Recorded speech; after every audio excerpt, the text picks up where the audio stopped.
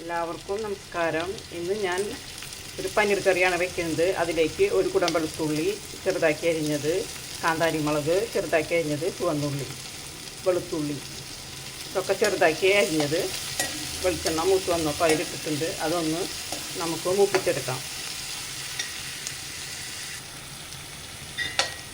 ഇതിൽ ആവശ്യത്തിന് ഉപ്പിട്ട് കൊടുക്കാം, പെട്ടെന്ന് മൂത്ത് വരാനായിട്ട്. ഇനി ഇതൊന്ന് വാടി വരുമ്പോൾ അതിലേക്ക് 2 സവാള ചെറുതാക്കി അരിഞ്ഞത് ഇട്ട് കൊടുക്കണം.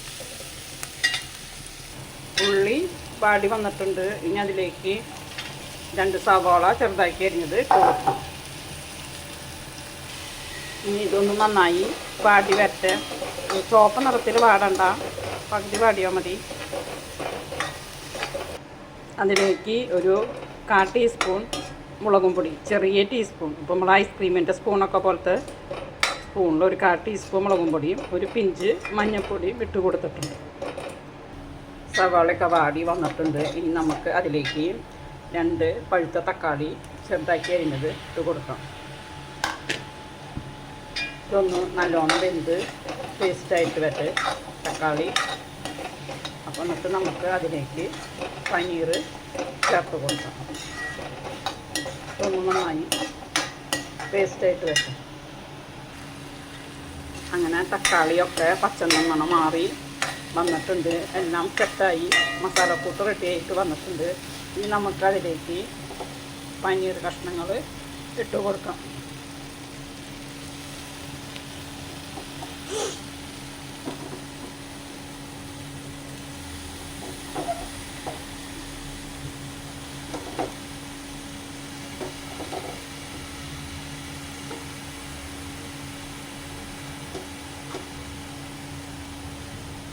പനീർ കഷ്ണങ്ങൾ ഇട്ട് കൊടുത്തിട്ട് മെല്ലെ ഒന്ന് ഇളക്കി യോജിപ്പിച്ചിട്ട് ഒരു 5 മിനിറ്റ് നേരം പനീറൊന്ന് വേവണ്ടേ, മസാലക്കൂട്ടിലിരുന്ന് യോജിക്കാൻ വേണ്ടിയിട്ട് ഒരു 5 മിനിറ്റ് നേരം നമ്മൾ അടച്ച് വെച്ചിട്ട് നല്ലോണം മിക്സാക്കിയിട്ട് അടച്ച് വെച്ചിട്ട് 5 മിനിറ്റ് നേരം വേവിച്ചെടുക്കാം.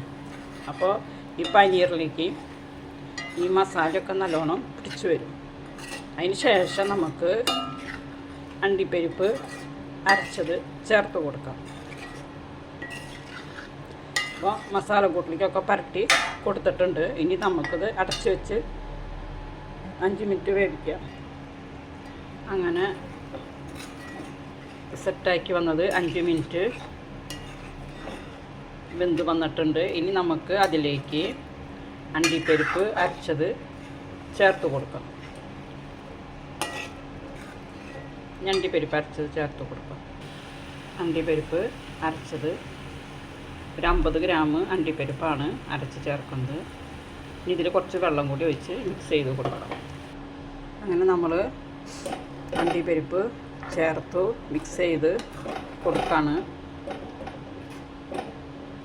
തേങ്ങാപ്പാലും കൂടി ഇതിൽ ചേർക്കണം. ഇതൊന്ന് ചൂടായി വരുമ്പോൾ, ഒന്ന് തിളച്ച് വരുമ്പോൾ നമ്മളതിലേക്ക് ഒരു മുറി നാളികേരത്തിൻ്റെ 1/4 പാല് ഒഴിച്ച് കൊടുക്കും.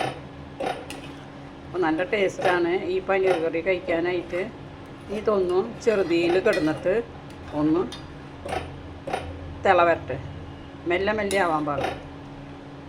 അപ്പോഴാണ് ഇതിലെല്ലാം പിടിച്ച് കിട്ടുള്ളൂ. അങ്ങനെ നമ്മളെ അണ്ടിപ്പരിപ്പ് ഒഴിച്ചിട്ട് പനീർ ഒന്ന് ചെറുതായിട്ട് തിളച്ച് വന്നിട്ടുണ്ട്. കണ്ട നല്ല തിക്ക് ഗ്രേവിയാണ്. ഇനി നമുക്കതിലേക്ക് 1/4 പാല്, ഒരു മുറി നാളികേരത്തിൻ്റെ 1/4 പാല് ഒഴിച്ച് കൊടുക്കാം.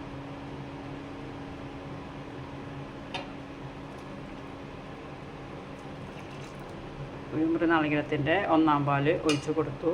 ഇനി നമ്മളിത് മിക്സ് ചെയ്തിട്ട് നമ്മൾ ഒരു പാലൊഴിച്ച് കഴിഞ്ഞാൽ ഒരു ചെറിയ തിള വരണം. അതുവരെ നമ്മളിത് അടച്ച് വയ്ക്കുക. ഇത് മീഡിയം തീയിൽ ഇട്ട് കൊടുക്കാം. അപ്പോൾ അത് ഇടുമ്പോഴായിട്ട് മുന്നേ നമ്മൾ അതിൽ ഉപ്പ്, എരിവെന്ന് പറയുന്നത് ഇതിൽ പച്ചമുളകിൻ്റെ എരിവാണ്. പിന്നെ ഉപ്പ് കറക്റ്റാണോ നോക്കാം. നമ്മൾ പിന്നെ ഒരു പിഞ്ച് പഞ്ചസാര, ഒരു നുള്ളു പഞ്ചസാരയും കൂടി നമ്മൾ ഇതിലേക്ക് ചേർത്ത് കൊടുക്കണം. അപ്പോൾ ഇതിനൊരു ഭയങ്കര ടേസ്റ്റ് കിട്ടും. അങ്ങനെ നമ്മളുടെ പനീർ കറി കണ്ട തിളയൊക്കെ വന്നിട്ടുണ്ട്. തേങ്ങാപ്പാൽ ഒഴിച്ചിട്ട് ഒന്ന് തിള വന്നിട്ടുണ്ട്. ഇനി നമുക്ക് ഇത് കണ്ട നന്നായി മിക്സ് ചെയ്യുക. അപ്പോൾ ഞാൻ ഇതിൽ ഒരു പിഞ്ച് പഞ്ചസാര ഇട്ടിട്ടുണ്ട്. പിന്നെ ഉപ്പൊക്കെ കറക്റ്റാണ്. എരിവ് എന്ന് പറയുന്നത് നമ്മളെ പച്ചമുളകിൻ്റെ എരിവാണ്. പിന്നെ നമ്മൾ മുളകും പൊടി എന്ന് പറയുന്നത് നമ്മളൊരു ഐസ്ക്രീമിൻ്റെ ടീസ്പൂൺ പോലത്തെ ടീസ്പൂണിലൊരു 1/4 ടീസ്പൂണാണ്. അതൊരു നിറത്തിന് വേണ്ടിയിട്ടാണ് ഇടുന്നത്. അപ്പോൾ നമ്മളെ പനീർ കറി നല്ല തിക്ക് ഗ്രേവിയുള്ള പനീർ കറി റെഡിയായി. ഇത് ചപ്പാത്തിലേക്ക് അപ്പത്തിലേക്കൊക്കെ സൂപ്പർ ടേസ്റ്റാണ്.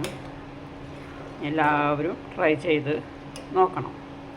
ഈ വീഡിയോ ഇഷ്ടപ്പെട്ടാൽ ലൈക്ക് ചെയ്യണേ, ഷെയർ ചെയ്യണേ, സബ്സ്ക്രൈബ് ചെയ്യണേ. നല്ല സൂപ്പർ ടേസ്റ്റുള്ള പനീർ കറി റെഡി ആയിട്ടുണ്ട്. എല്ലാവരും ട്രൈ ചെയ്ത് നോക്കണം. തേങ്ങാപ്പാൽ ഒഴിച്ച് കഴിഞ്ഞാൽ പിന്നെ നല്ലോണം വെട്ടി തിളയ്ക്കാൻ പാടില്ല. ഇതുപോലെ വരാനേ പാടുള്ളൂ.